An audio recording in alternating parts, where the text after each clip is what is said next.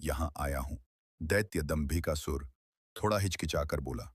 तो सुनो, राजा सिंधुपुर राज्य पर समरवीर नाम का एक बड़ा दयालु और प्रतापी राजा राज करता था। वो अपनी प्रजा की हर यथासंभव मदद किया करता था। एक दिन उसके दरबार में एक बनिया अपने 3 अंधे पुत्रों के साथ आया। सबने राजा को प्रणाम किया। बनिया राजा से बोला, महाराज, मैं इस समय बहुत विपदा में हूँ। कृपया मुझे 1000 स्वर्ण मुद्राएं कर्ज दें। मैं 6 माह बाद वापस कर दूंगा। हे राजन, तब तक मैं इन स्वर्ण मुद्राओं के बदले अपने तीनों बेटों को आपके पास गिरवी रख दूंगा। बनिया की बात सुन राजा बोला, आपके तीनों पुत्र तो अंधे हैं, भला ये मेरे किस काम के? बनिया बोला, ऐसा ना कहें राजन, मेरे तीनों बेटे बहुत गुणी हैं। पहला लड़का घोड़ों की पहचान में अद्वितीय है, दूसरा लड़का आभूषणों का अद्भुत पारखी है और तीसरा लड़का शस्त्रों का पारखी है। बनिए की यह बात सुन राजा को बहुत आश्चर्य हुआ। बोला, पर यह कैसे संभव है बनिया? बोला, महाराज, मेरे बेटे स्पर्श और गंध के आधार पर कार्य करते हैं। अगर इनकी एक भी बात गलत निकले तो आप इनकी गर्दनें उड़ा देना और मेरे आने पर मुझे भी दंड देना। बनिए की बात से राजा समरवीर सहमत हो जाता है। उसने बनिए की मांग के अनुसार उसको 1000 स्वर्ण मुद्राएं दे दी। राजा ने उन तीनों लड़कों के खान पान तथा रहने की उचित व्यवस्था कर दी। समय बीतने लगा। एक दिन एक घोड़ों का व्यापारी राजा के पास आया। उसने एक बड़ा सुंदर घोड़ा राजा को दिखाया। घोड़े की सुंदरता और उसकी कद-काठी देखकर राजा का मन ललचा गया। वे उसे खरीदने को तैयार हो गए। घोड़े का व्यापारी बोला, महाराज, एकदम काबुली घोड़ा है। बड़ी मेहनत से आपके पास लाया हूं, इसलिए इसके दाम थोड़े ऊंचे हैं। अन्नदाता घोड़े पर आसक्त राजा ऊंचे दामों पर भी उसे खरीदने के लिए तैयार हो गया। पर फिर अचानक राजा को बनिए के अंधे लड़के का स्मरण आया। बनिया कह रहा था, उसके लड़के को घोड़ों की अद्वितीय पहचान है, क्यों न उसे भी परख लिया जाए। राजा ने तुरंत हुक्म दिया, जाओ बनिए के बड़े पुत्र को बुलाकर लाओ। तुरंत उसको पेश किया। इस घोड़े को देखकर बताओ ये कैसा है, जो आज्ञा। महाराज के बनिए का पुत्र टटोलकर घोड़े के पास गया और टटोलते हुए घोड़े को परखने लगा। एक अंधे को घोड़ा परखते देखकर सौदागर के साथ साथ वहां मौजूद हर कोई मंद मंद मुस्कुरा रहा था। भला अंधा घोड़े की क्या पहचान कर सकता है? लड़का घोड़े को सूंघने लगा तो सौदागर बोला, बस करो भाई, कहीं घोड़ा भी सूंघ कर परखा जाता है भला। पर बनिए का लड़का अपने काम में लगा रहा। वो घोड़े पर हाथ फेर फेर कर उसको जगह जगह पर सूंघता रहा। फिर कुछ देर बाद अलग हटकर खड़ा हो गया। तो कैसा है ये घोड़ा? राजा ने जब पूछा तो वह बोला, राजन, ये घोड़ा भूलकर भी ना खरीदें। राजा आश्चर्य से बोला, क्यों, क्या खराबी है इसमें? राजा की बात का जवाब देते हुए लड़का बोला, महाराज, हाथ कंगन को आरसी क्या, किसी को भी घोड़े के ऊपर बैठाकर परख लें। राजा ने तुरंत एक सैनिक को आदेश दिया। आदेश पाते ही सैनिक घोड़े पर बैठा और उसे चलाने लगा। कुछ दूर तक तो घोड़ा ठीक से चला। फिर घोड़े ने सैनिक को बुरी तरह पटक दिया और हिनहिनाने लगा। यह देख सौदागर आश्चर्यचकित रह गया और बोला, राजन, यह घोड़ा मेरे साथ ऐसा तो कभी नहीं करता। राजा कुछ कहता उससे पहले ही अंधा बोल उठा, तुम्हारे साथ क्या, हर ग्वाले के साथ यह ऐसा नहीं करेगा। तुम ग्वाले हो, गाय भैंस का रोजगार छोड़कर घोड़ों का व्यापार कर रहे हो। हैरान होता हुआ व्यापारी बोला, मैं ग्वाला हूं, यह बात तुमको कैसे पता चली? अंधा बोला, यह घोड़ा तुम्हारे ही घर जन्मा है, इसके माँ बाप भी तुम्हारे पास ही थे। तुमने इस घोड़े को भैंस का दूध पिलाया है, इसकी महक लेते ही मैं समझ गया था, इसलिए मैंने महाराज को यह घोड़ा खरीदने से मना किया। सौदागर चकित रह गया। बनिए का अंधा लड़का एकदम सच कह रहा था। सौदागर ने हाथ जोड़कर राजा से क्षमा मांगी और चुपचाप अपने घोड़े को ले वहां से चला गया। सारा माजरा देख राजा उस बनिए के लड़के से बहुत प्रसन्न हुआ। उसने आदेश दिया, इसकी खुराक दुगुनी कर दी जाए और इसके रहने सहने का प्रबंध और अच्छे से कर दिया जाए। अब बनिए के तीनों लड़के बड़े ठाठ से राजा के यहाँ रहने लगे। एक दिन एक जहरी राज दरबार में आया। उसने को प्रकार के हीरे जवाहरात राजा को दिखाने शुरू कर दिए।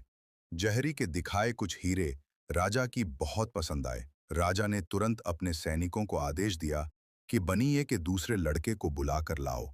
बनिए का दूसरा अंधा लड़का आया। राजा ने उसे अपनी पसंद के हीरों को परखने के लिए कहा। वो लड़का टटोल कर परखने लगा। अधिक सुंदर दिखने वाले जवाहरात उसने अलग कर दिए और राजा से बोला, महाराज, आप भूलकर अलग किए गए हीरे जवाहरातों को ना ले। अंधे लड़के की बात सुन राजा बोला, क्यों, क्या कमी है इनमें? कितने सुंदर तो हैं ये। अंधा बोला, माफ करें महाराज, पर ये बहुत अशुभ है, खासकर ये लाल। महाराज, ये इतना अशुभ है कि जो कोई भी इसे खरीदता है, जिस किसी के भी पास ये जाता है, उसको बहुत बड़ा नुकसान हुआ है। या तो उनके घर में आग लग गई या फिर सब चोरी हो गया। कुछ परिवारों में तो उनके सदस्य तक मृत्यु को प्राप्त हो गए। सरकार, और ये बात ये जहरी भी अच्छे से जानता है। इतना सुनते ही जहरी को वो तुरंत वहां से उठकर भागने लगा। तो मौजूद राजा के सिपाहियों ने उसे तुरंत पकड़ लिया। जेडी हाथ जोड़कर बोला, मुझे क्षमा कर दे महाराज, मुझसे बहुत बड़ी गलती हो गई, जो मैं आपके पड़ोसी राजा के कहने पर इन अशुभ रत्नों को लेकर आपके पास चला आया। राजा के गुस्से का कोई ठिकाना नहीं था। उसने तुरंत उस जहरी को कैद खाने में गिरवा दिया और बनिए के मध्यम वाले लड़के से खूब खुश हुआ। उसकी खूब तारीफ की और आदेश दिया कि इसकी भी खुराक दुगनी कर दी जाए। दो अंधे लड़के अपनी अपनी कारीगरी में सफल हो चुके थे। सबसे बड़े वाले ने अंधा होते हुए भी घोड़े को सूंघकर राजा को एक खराब घोड़ा लेने से बचाया, तो मध्यम वाले ने हीरों को टटोलकर उसे शापित हीरे लेने से बचाया। इसी प्रकार एक दिन राज दरबार में शस्त्र विक्रेता आया और बनिए का तीसरा यानी सबसे छोटा लड़का भी परीक्षा में सफल रहा। उसने भी सिर्फ काम आने वाले बेहतरीन हथियारों को ही राजा के लिए चुना। राजा छोटे वाले से भी बहुत खुश हुआ।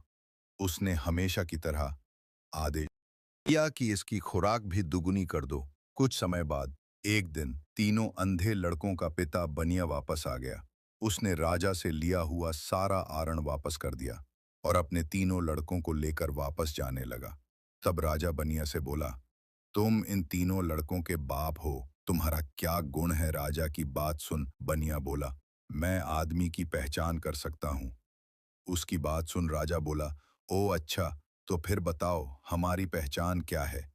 ये सुन बनिया एक बार तो झिझका, फिर राजा की आंखों में आंखें डालते हुए बोला, आप नाना बाई की औलाद हैं।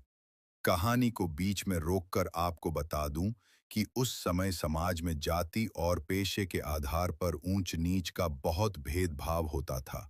बनिया ने राजा के पूर्वजों को नानबाई यानी एक रोटी या ब्रेड बनाने वाले के वंशज कहकर ये जताने की कोशिश की कि राजा किसी राजवंश से नहीं बल्कि एक साधारण पृष्ठभूमि से आया है। फिर से कहानी में चलते हैं आगे। बनिया बोला, जब भी मेरे लड़कों ने मी अपनी अद्वितीय पहचान दिखाते हुए कोई अद्भुत कार्य किया, तो आपने उन्हें कोई पुरस्कार न देकर हर बार उनकी खुराक यानी खाना ही बढ़ाया है। इतना सुनते ही राजा के पूरे तन बदन में आग लग गई। क्रोध में अंधे राजा ने हुक्म देकर ना सिर्फ बनिए को बल्कि उसके तीनों पुत्रों को भी मौत के घाट उतरवा दिया।